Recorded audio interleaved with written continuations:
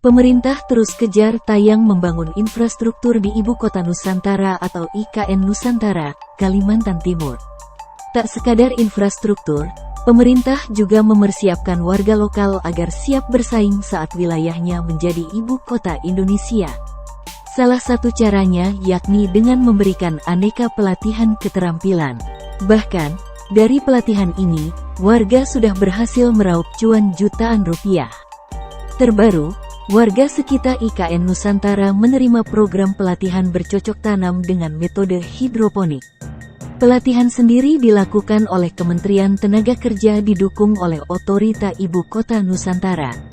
Program ini juga diklaim memberi dampak keuntungan bagi warga yang mengikuti pelatihan hidroponik.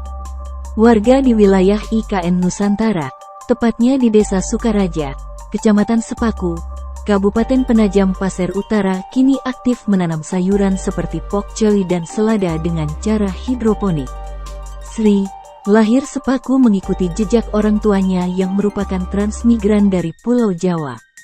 Dia sebelumnya bekerja selama 16 tahun menjadi pegawai honorer di Kabupaten Kutai Kartanegara. Setelah tak lagi menjadi pegawai honorer, Sri tertarik kembali ke daerah asalnya, pulang kampung ke Desa Sukaraja untuk membuka usaha pada tahun 2022. Sempat bingung, Sri akhirnya memutuskan menanam sayuran secara hidroponik. Sri mengatakan, dia kini tidak sendiri. Bersama 32 warga lainnya, dia mengikuti pelatihan berkebun hidroponik tahap pertama pada Juli tahun 2022. Pelatihan ini digelar untuk meningkatkan kompetensi masyarakat, upskilling. Pelatihan untuk masyarakat lokal bertujuan agar selain bisa berpartisipasi dalam pembangunan IKN Nusantara, juga merasakan langsung manfaatnya secara ekonomi.